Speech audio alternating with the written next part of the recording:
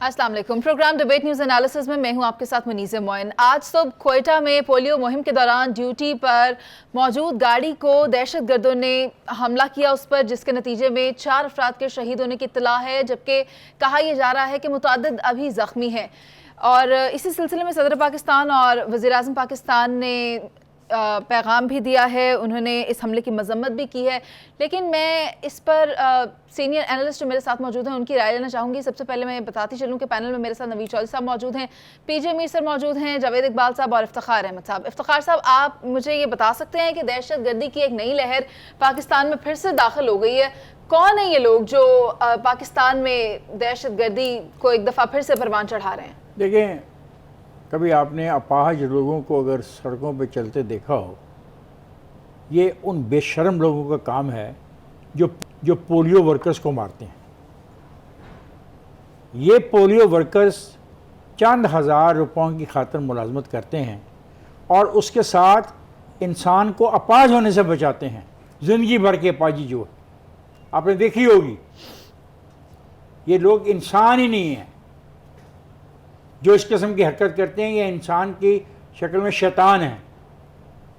2 कसूर कर रहे हैं ये, एक ये इंसानों का कत्ल कर रहे हैं और एक जुर्म इनका ये है कि वो इंसान जो जॉब्स पे लाना चाहता है अगले इंसान की ज़िंदगी को बेहतर बनाने के लिए, उसको सारी उम्र की अपाहजगी से बचाने के लिए उसे भी महरूम कर देता है। पता नहीं किस माशरे में ये लोगों को रहने की इजाज़त है और क्या माशरा है जो इसके खिलाफ जहाद करने के बजाय उनका साथ देता है। यानी इससे ज़्यादा मैं मेरे पास नहीं लफ्ज़, मैं कुछ और नहीं कहना चाहता। मैं तो कहना चाहता हूँ ये गरीब लोग जो बेचारे सुबह रोज़गार की तलाश में निकले हैं, रोज़गार के लिए निकले हैं और दूसरे की ज़िंदगी बचाने के लिए निकले हैं, अगर उनकी डेड बॉडी उनके घरों में जाती है तो शर्म आनी चाहिए उन लोगों को भी जो ये हरकत कर रहे हैं, और शर्म हमको भी आनी चाहिए कि हम इनको प्रोटेक्ट करने में नाकाम हैं। पीजे सर, आप क्या समझते हैं इस हमले की टाइमिंग के हवाले से? क्योंकि एक आध रोज़ पहले एक स्टेटमेंट सामने आती है और अब ये अटैक्स का सिलसिला शुरू हो जाता है। देखें मनी से 2 चीज़ें, हमने प्रोग्राम भी किया, कल इस पर बात भी हुई है कि TTP ने सीज़ फायर ख़त्म कर दी है। फिर उन्होंने आज के ये जो हुआ है बॉम्ब ब्लास्ट, वो रिस्पॉन्सिबिलिटी भी ले ली है। उनका काम ये है, उनका बिल्कुल यही काम है निहत्ते शहरियों को और उन लोगों को मारना जो कि खिदमत खल्क कर रहे हैं। लेकिन यहाँ मैं अपने आप पे तनकीद करूँगा। मेरी इंटेलिजेंस पुअर है, मेरी पुलिस फोर्स जो कि जा रही है एक अब रिलीफ देने के लिए to beef up the security, वो ख़ुद शिकार हो जाती है। कितनी पुअर, कितनी ये अफसोस की बात है। हम हर चीज़ को पाकिस्तान में सिक्योरिटी को नॉन सीरियस लेते हैं। जब कोई बॉम्ब ब्लास्ट हो जाता है, कोई मारा जाता है, कोई एक्शन होता है, हम फिर उस पर एक स्टैंडर्ड होता है, प्राइम मिनिस्टर, प्रेसिडेंट और सारे मुजम्मत का एक लेटर आ जाता है। मैं आपसे गुजारिश करूँगा, ये जो पोलियो के लोगों पर हमला है ना, ये ज़्यादा बात करें क्योंकि ये एक मुसलसल मामला चला आ रहा है। ये आ रहा है, इफ्तिखार बिल्कुल आ रहा है। ये किस किस्म के लोग हैं जो लोगों की ज़िंदगियों को तबाह करने के लिए ये काम करते हैं। देखिए ना, मैंने बच्चों को, आप 5 बच्चों को चलते देखा होगा जो ज़िंदगी भर अपाहज होते हैं। ये पोलियो वर्कर, क्या इनकी तनख्वाह होगी? 20,000 22,000। ये बेचारे अपने रोज़गार के लिए जा रहे हैं और एक और इंसानों को बचाने के लिए जा रहे हैं, और ये कातिल जो हैं उनको कत्ल कर देते हैं। बिल्कुल ठीक है। ये मैं कहता हूँ ये इस एंगल पर भी खुल के बात है, खुल के होनी चाहिए इस पर। बिल्कुल आपने सही कहा। स्वात में नहीं देखा इन्होंने क्या किया ये जो पोलियो वर्कर्स के साथ। अब आप देखें क्वेटा में कर रहे हैं, हर ये उस एरिया में कर रहे हैं। पता नहीं ये किस किस्म के ये जानवर हैं, इंसान नहीं हैं ये जानवर हैं। ये इन्हीं के बच्चे रिश्तेदारों को पोलियो दे के ताकि ये हैंडीकैप बच्चे पैदा ना हो, आप उनके लिए काम करते हो और ये आप जाके उनको मार रहे हो। आप किस किस्म के इंसान हो? देखें, इसकी एक ही चीज़ है मेरी नज़र में, मैं बड़ा फिक्सेटेड हूँ। आप पब्लिकली आके ये आप कह लो कि ये पोलियो वर्कर्स या आम शहरियों को जो आप मारते हो, मैं ये कहूँगा कि आपको पकड़ के पब्लिकली हैंग करें, आपको पब्लिकली मारें, ताकि लोगों को एक कम से कम मैसेज जाए कि अगर आप मार सकते हो तो हम भी कर सकते हैं। हम बहुत लीनियंट हैं। ये क्या बात है कि सऊदी अरेबिया में नहीं इस तरह होता, हालांकि वहाँ भी ये बड़े एक्सट्रीमिस्ट हैं। जो एक्सट्रीमिज्म जहाँ आती है वो ख़त्म करके रख देते हैं। सर, नवीद साहब की राय ले लें इस पर। जी हाँ, ज़रूर, बिल्कुल। नवीद साहब, आप बताएं, इंतहा पसंदी क्यों बढ़ती चली जा रही है और क्यों पोलियो वर्कर्स को प्रोटेक्ट नहीं किया जा रहा? मैं समझता हूँ ये इंतहा पसंदी नहीं है, ये मुनज़्ज़म साजिश है पाकिस्तान के ख़िलाफ़। जब आप बैनुल-अक़वामी सतह पर ये मैसेज दें या ये ख़बर जाए कि पोलियो टीम को अटैक किया गया है, तो इसका क्या मतलब है? यानी कि जो हमारी नई नस्ल को माजूरी से बचाने वाले लोग हैं और काम कर रहे हैं, उनको अटैक किया जा रहा है। ये पूरी मनसूबाबंदी के तहत है और ये इतना फैल गया था कि आपको याद होगा कि लाहौर में भी एक आध मरतबा इस तरह का वाक़या हो गया पिछले दिनों, पिछले बरसों में। बलूचिस्तान जो है वो अब अमाजगा बन चुकी है गैर मुल्की एजेंसियों की। आपने देखा कि कुलभूषण यादव वहाँ से पकड़ा गया था। फिर वहाँ जो सर्विलेंस है मुख्तलिफ खुफिया एजेंसियों की इंटरनेशनल, वो बहुत ज़्यादा है। जिस तरह तालिबान के सरबराह मुल्ला अख्तर मंसूर को निशाना बनाया गया था वहाँ। अब टीटीपी ने कहा है कि हम जंगबंदी ख़त्म कर रहे हैं और पाकिस्तानी अमलाक पर और अहलकारों पर हमले करेंगे। मैं फिर वही बात दोहराऊंगा, जब पोलियो टीम पर हमला होता है ना, तो इसका मैसेज बड़ा गंभीर जाता है। वैसे तो सिक्योरिटी फोर्सेस पर हमला करने का भी बड़ा गंभीर मैसेज है कि लॉ एंड ऑर्डर नहीं है, लेकिन बलूचिस्तान के हवाले से इस वक्त मुझे अफसोस से कहना पड़ता है कि कुछ ममालिक हम नाम नहीं ले सकते, वहाँ कमोबेश 8-10 ममालिक के जो गुरु हैं सरगर्म हैं। अच्छा, फिर वो देखते हैं कि हमारा कामन मसला क्या है, उसको हमने कैसे एड्रेस करना है। कामन मसला ये है कि बलूचिस्तान मादनियात से भरा हुआ है। अल्लाह ताला ने बहुत नवाजा हुआ है पाकिस्तान को बलूचिस्तान के ज़रिए, और जो साहिली पट्टी है उस पर पूरी दुनिया की नज़र है। मैं दुनिया का लफ्ज़ इस्तेमाल कर रहा हूँ, किसी एक खलीजी मुल्क का नहीं, पूरी दुनिया की नज़र है उस पर। CPEC भी तो ज़ाहिर है उसी के साथ एक रास्ता बनना था ना। अब मामला ये है कि इस तरह की दहशतगर्दी करके ना सिर्फ पाकिस्तान की रियासत को, पाकिस्तान के इदारों को पैगाम दिया जाता है, बल्कि उसके साथ साथ पूरी दुनिया के अंदर पाकिस्तान का नाम भी ख़राब किया जाता है कि एक ऐसा मुल्क, आप वहाँ इन्वेस्टमेंट करने जाएंगे, वहाँ आप CPEC बनाने जाएंगे, वहाँ आप रेकोटेक्ट में जाके मादनियाँ तलाश करेंगे, वहाँ आप गैस के जो रिजर्वायर हैं उनको दरियाफ्त करने की कोशिश करेंगे। वहाँ हालत ये है कि पोलियो टीम वाले लोग भी महफूज नहीं। ये है मैसेज, और इसमें TTP का नाम है 100% राउंड बोर्ड। आप इंक्वायरी करके देख लें, पैसे कहाँ से हैं? पैसे तो लगते हैं ना। टेररिज्म की जो एक्टिविटी होती है उसमें ये तो नहीं है कि एक बंदा उठा से फंडेड होती है। फंडेड है वो। जावेद साहब, कल एक कलदम तंजीम की जानिब से सीज फायर किया जाता है और फिर हम देख रहे हैं कि हमला कर दिया गया पुलिस वैन को जो पोलियो के लिए ड्यूटी पर जा रही थी। इस तरह के मामले को आप कैसे देखते हैं? देखो, सबसे पहले तो मैं बताऊं, ये मामला इस वक्त पाकिस्तान का मामला है और प्राइमरीली जो सबसे ज़्यादा रिस्पॉन्सिबिलिटी आ जाती है वो KPK गवर्नमेंट और बलूचिस्तान गवर्नमेंट की है, क्योंकि वो एक ऐसा बॉर्डर बेल्ट है जो अफ़गानिस्तान से कनेक्टेड है। जब से तालिबान उधर से आए हैं और जिस तरह अशरफ गनी की हुकूमत गई है और जिस तरह TTP के एलिमेंट्स जितने थे वो जेलों से निकले और उन्हें पोजीशन मिली और फिर हमें कहा गया कि इनसे नेगोशिएशन करें और सेटलमेंट करें और कोई रास्ता निकालें, और हमने कोई रास्ता देने की भी कोशिश की। और फिर जब कॉन्स्टिट्यूशन की बात की, हमने पाकिस्तान की बात की, तो उससे वो सारा सीज़ फायर और बातचीत के दरवाजे ख़त्म हो गए। अब ये उसी का नतीजा जो कल हुआ। होना ये चाहिए था कि हुकूमत को जो एक नेशनल एक्शन प्लान हमने बनाया था, एक सेट मॉडल था, उस मॉडल को दोबारा एक्टिव करने की ज़रूरत थी इमीडिएटली। ये कल या आज या परसों का वाक़या नहीं है, ये तसलसल से पिछले 2 महीने से ये मुख्तलिफ जगहों पे वाक़यात हो रहे हैं। कभी फाटा के एरिया में, कभी स्वात के एरिया में, कभी बलूचिस्तान के एरिया में, कभी डाकुओं की शक्ल में आ रहे हैं, कभी स्मगलर्स की शक्ल में आ रहे हैं, कभी चेक पोस्टों पे हमले हो रहे हैं, तो कभी फेंसेस को तोड़ा जा रहा है। तो ये वो निशानियां हैं कि आने वाले वक्त में, जिसकी तरफ चौधरी साहब ने इशारा किया कि पाकिस्तान को दोबारा टारगेट किया जाएगा, पाकिस्तान से जो वेस्टेड इंटरेस्ट हैं या पाकिस्तान को अपनी टर्म्स एंड कंडीशन पे लाने के लिए मामलात को इस हद तक खराब किया जाएगा कि जहां जो हमने कल बात की थी कि उनको रीजन मिले, लॉजिक मिले अपने ऑपरेशन कंडक्ट करने के लिए अफगानिस्तान में और इवन इनसाइड पाकिस्तान में ट्राइबल एरियाज में। यह है कहानी सारी।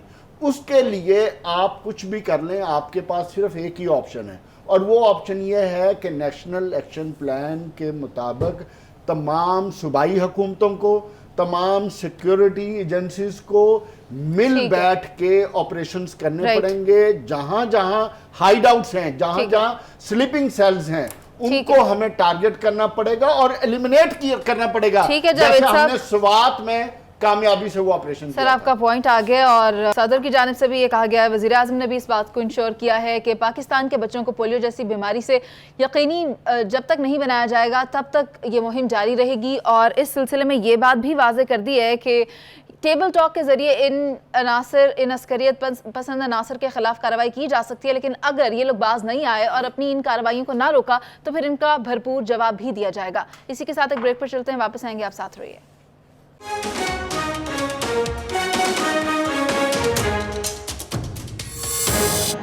केपीके और पंजाब असेंबली तहलील करने के इमरान खान के बयान के बाद हुक्मरान जमात सर जोड़कर बैठ गई है। वज़ीर आज़म शहबाज शरीफ और आसिफ अली जरदारी ने भी 8 दिन के अंदर दूसरी बार मुलाकात कर ली है और इस पर तबादला ख्याल किया गया है कि मुल्क में मौजूद सियासी बहरान का खात्मा किस तरह किया जाए। दूसरी जानिब परवेज़ इलाही के साथ इमरान खान की मुलाकात तो तय थी, लेकिन ये मुलाकात हो ना सकी जबकि इमरान खान ने स्पीकर पंजाब असेंबली सफ्तान खान से मुलाकात कर ली। इसी के साथ बहुत से सवालात जन्म ले रहे हैं। मैं नवीद साहब आपसे ये पूछना चाहूँगी कि वफाक के पास इस वक्त क्या ऑप्शंस मौजूद हैं? वफाक के पास जो ऑप्शन अवेलेबल हैं उसका इजहार हो चुका है। जैसे ये कहा गया है कि गवर्नर पंजाब वज़ीर साहब को कहेंगे आप एतमाद का वोट लें, ये ऑप्शन मौजूद है। वफाक के पास ये ऑप्शन भी मौजूद है, किसी को अच्छा लगे या बुरा लगे, कि उस मौके पर पीटीआई के कुछ लोग एब्सटेन कर जाएं, क्योंकि अब इस्तीफ़ा देने के वाले से तो चाय मुगैयां शुरू हैं। वफाक के पास गवर्नर राज लगाने का ऑप्शन भी मौजूद है। बाद लोग कहते हैं कि जी उसके लिए गैर मामूली हालात चाहिए, तो माफ़ कीजिएगा, पाकिस्तान में गैर मामूली हालात पैदा करने के लिए कोई 1 2 3 दिन ही चाहिए होते हैं ना, वो भी कोई इशू नहीं है। लेकिन जो नंबर गेम है वो बड़ी वाज़ेह है। इस वक्त अक्सरियत जो है वो पीटीआई और मुस्लिम लीग क्यू के अरकान को हासिल है, ये वाज़ेह है। अब यहाँ क्या मामला है? यहाँ भी मामला बड़ा अजीब गरीब है।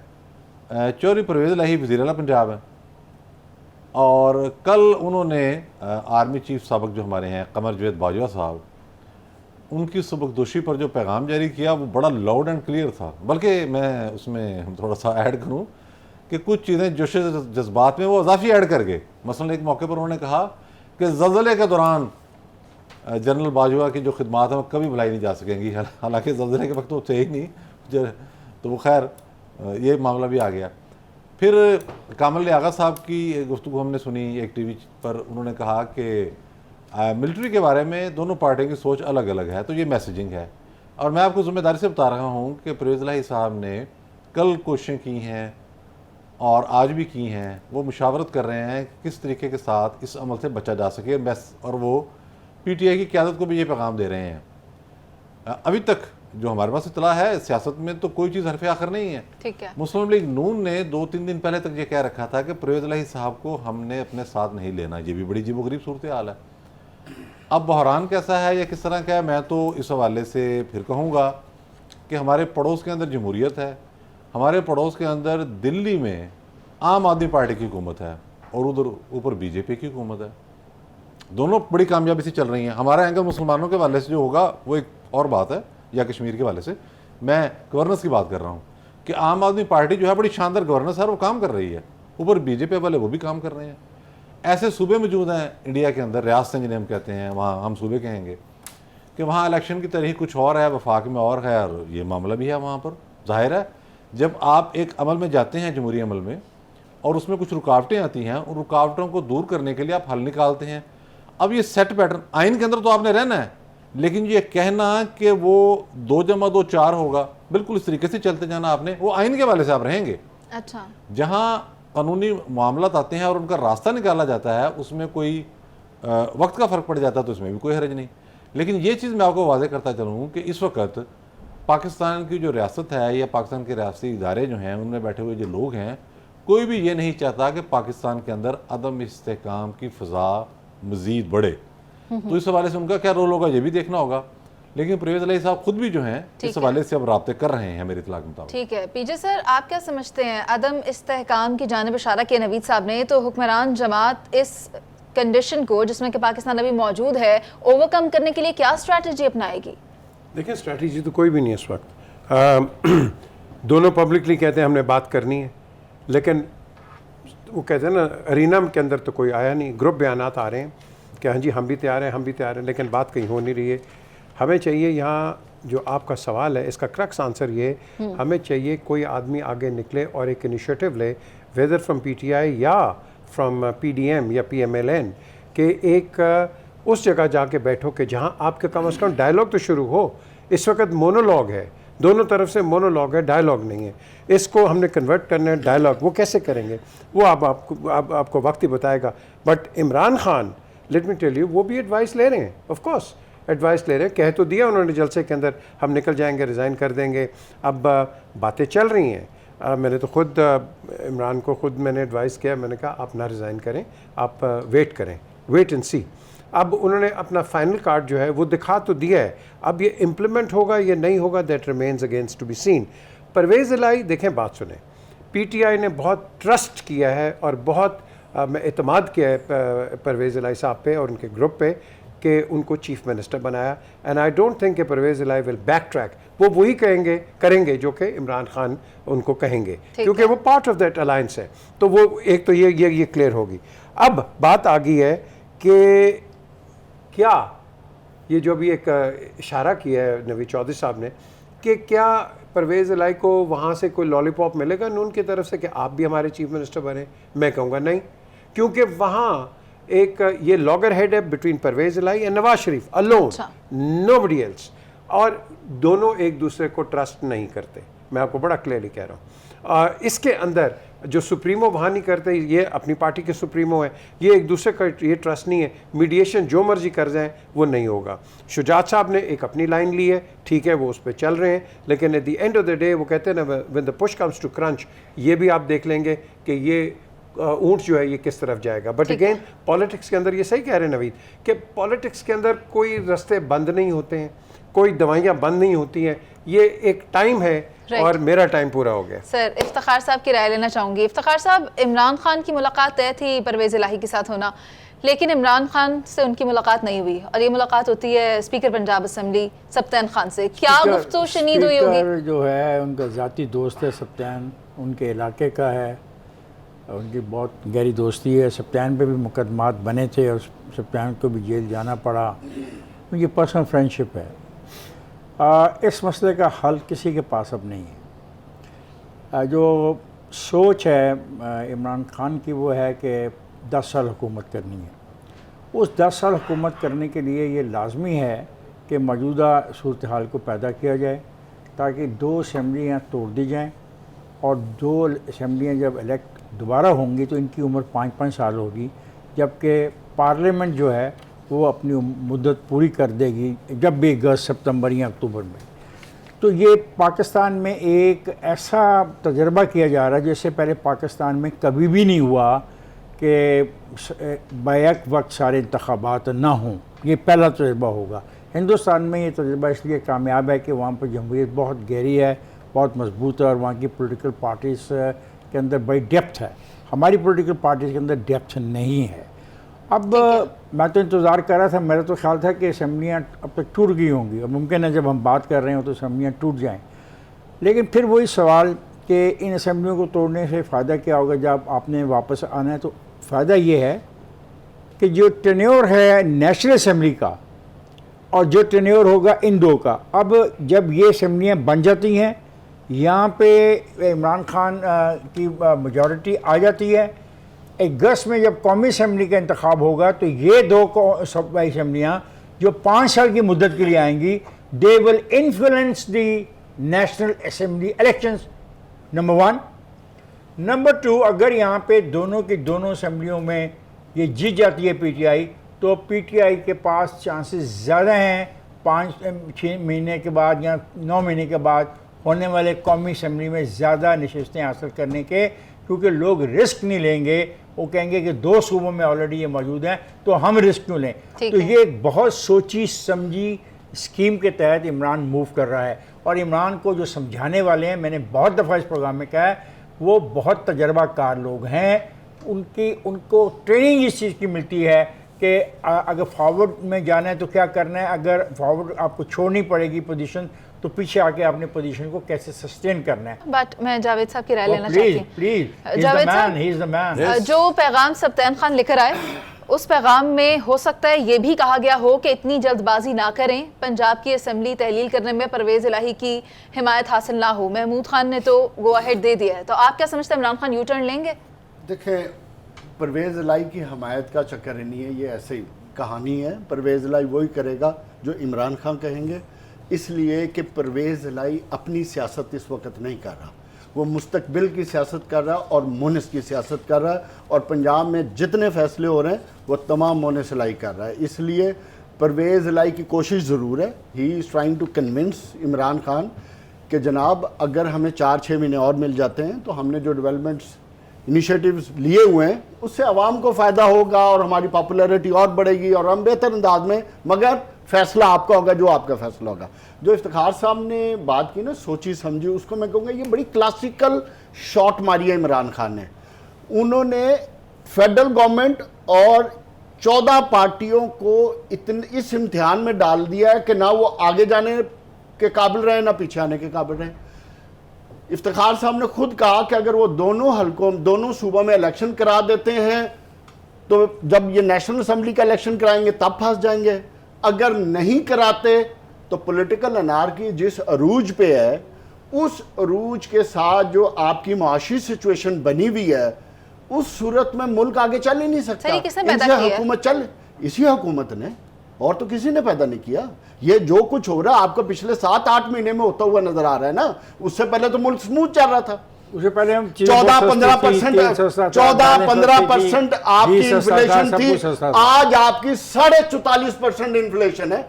ये इमरान खान ने तो नहीं की, 7 महीने से तो आपके पास तो अब कहने को कोई बयानिया भी नहीं रह गया। आपको यही डर खौफ है जो आपको इलेक्शन से भगा रहा है। अगर आपकी इलेक्शन की भागने की हो रही तो आप इलेक्शन में जाते।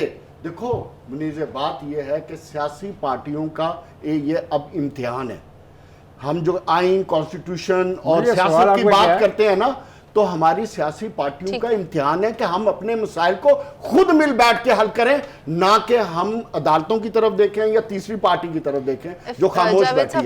तो इसलिए आखिरी बात, सियासी पार्टियों को सोच समझ के फैसला करना चाहिए और मुल्क में जमहूरियत और अवाम के लिए मिल बैठ के फैसले करते हैं। एक सेकंड, जो बात की 4%, 2 weeks ago it was 37%। अब बताएं। ऑल राइट सर, एक बयान इमरान खान ने दे तो दिया है, लेकिन अब देखना ही होगा कि अपने इस बयान पर वो तारीख कोई अनाउंस करते हैं, कोई फैसला करते हैं या फिर यू टर्न लेते हैं। हम इसी के साथ ब्रेक पर चलते हैं, वापस आएंगे, साथ रहिए।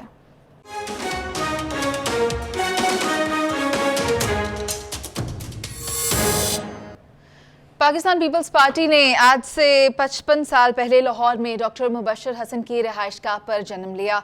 इस पार्टी का मंशूर ये है कि जो मजदूर तबका है, जो कमज़ोर तबका है, जो गरीब लोग हैं, उनको उनके हकूक़ दिलवाए जाएं। यहाँ मैं ये भी बताती चलूँ कि आज कराची में पाकिस्तान पीपल्स पार्टी सियासी क़ुव्वत का मुजाहरा कर रही है और बिलावल भुट्टो ने गुफ्तगू करते हुए ये कहा है कि पाकिस्तान पीपल्स पार्टी एक जंजीर का किरदार अदा करती है जो तमाम सूबों को जोड़े रखे हुए है और इंतशार की सियासत पर यकीन नहीं रखती। पैनल में जैसा कि मेरे साथ इफ्तिखार अहमद साहब मौजूद हैं, ये वहाँ पर उस वक्त मौजूद थे जब पाकिस्तान पीपल्स पार्टी की बुनियाद रखी जा रही थी। तो मैं इफ्तिखार साहब आपसे ये पूछना चाहती हूँ कि उस वक्त जिन बुनियादों पर पाकिस्तान पीपल्स पार्टी वजूद में आई, आज क्या आप पाकिस्तान पीपल्स पार्टी को वहीं पर देखते हैं? पाकिस्तान पीपल्स पार्टी जब बनी, जैसा आपने बताया, 4 के गुलबर्ग पे मशरक़ी पाकिस्तान से डेलीगेशन नहीं आ सका, मगरबी पाकिस्तान के डेलीगेशन सारे आए थे, जिसमें मज़दूर थे, किसान थे, ख़वातीन थीं और हम जैसे बिल्कुल यंग नौजवान थे। मतलब हार्डली मैं 16-17 साल का होऊंगा और मेरे ज़िम्मे काम लगाया गया था, मेरे ज़िम्मे और मेरे एक दोस्त के ज़िम्मे, कि तमाम जो शुरा अंदर आ रहे हैं उनका नाम रजिस्टर पर लिख के उनसे हम फ़ीस जो है वो वसूल करते रहे। ये 67 की बात कर रहे हैं जी, 67 30 नवंबर 67-68 की। तो अंदर जो पंडाल था, कोई इतना बड़ा पंडाल था, मैंने एक कोठी के अंदर एक पंडाल था, उसमें लोग बैठे और उसमें बड़ी ज़बरदस्त तकारीर हुई। फंडामेंटली तय ये हुआ कि हम एक ऐसी पार्टी बनाएंगे जो मज़दूरों किसानों की पार्टी होगी और वो आवाम के लिए काम करेगी। किया और 1970 का इंतखाब इस बात का वाज़ेह सबूत है कि पाकिस्तान में अगर नज़रियाती की पॉलिटिक्स हुई है तो 70s की है। उसमें मौलाना बशानी की पार्टी शामिल हो, उसमें शेख मुजीबुर रहमान की पार्टी शामिल हो, उसमें पाकिस्तान पीपल्स पार्टी शामिल हो, उसमें जमात इस्लामी शामिल हो, ये वो जमातें, इसमें अवामी नेशनल पार्टी शामिल हो, ये वो सियासी जमात JUP शामिल हो नौरानी साहब की, ये वो सियासी जमातें थी जिनके पास कोई प्रोग्राम था, कोई मकसद था। तो ये पार्टी इसलिए बनाई गई कि एक नई पार्टी की ज़रूरत थी, इसलिए ये पार्टी बनाई गई। और देखें पार्टी बनने के कितने कम अरसे के अंदर उनको इलेक्शन में जाना पड़ा और स्वीप कर दिया वेस्ट पाकिस्तान के अंदर, हैरान कुन नताइज दिए और इसकी तवक्को बिल्कुल नहीं की जा सकती थी। और मैं फ़ख्रिया तौर पे ये कह सकता हूँ कि पाकिस्तान पीपल्स पार्टी बनाई लाहौर में और पाकिस्तान पीपल्स पार्टी पंजाब में से हाईएस्ट नंबर ऑफ सीट लेके गई as compare to the other provinces. और लेकिन ये अफसोस है कि हम अपने उन मकासद को पूरा नहीं कर सके जो हमें करने चाहिए। उसमें बहुत सी रुकावटें हैं, उसमें मार्शल लॉ हैं, उसमें कोड़े हैं, उसमें सज़ाएँ हैं, उसमें सज़ाए मौत है, लोगों ने अपने आप को जलाया भी है। लेकिन उम्मीद करता हूँ कि ये जो आप कह रहे थे बिलावल की बात कर रहे हैं, उम्मीद है कि he will start from the same place. रोटी कपड़ा और मकान एक रियलिटी है दुनिया भर में और हर आदमी की ये ज़रूरत है। एंड आई होप कि पीपल्स पार्टी कोशिश करेगी कि इसकी तरफ वापस जाए। ठीक है पीजे सर, बिलावल भुट्टो को अगर देखा जाए तो he is a young leader. आप क्या समझते हैं कि जिन ग्राउंड्स पर पाकिस्तान पीपल्स पार्टी की बुनियाद पाई थी, क्या बिलावल भुट्टो उसी बुनियाद पर इसको आगे ले जा सकते हैं? बिल्कुल ले जा सकते हैं, बिकॉज बिलावल जरदारी भुट्टो के ऊपर कोई बैगेज नहीं है। ये विदाउट बैगेज आया है इस पॉलिटिक्स के अंदर।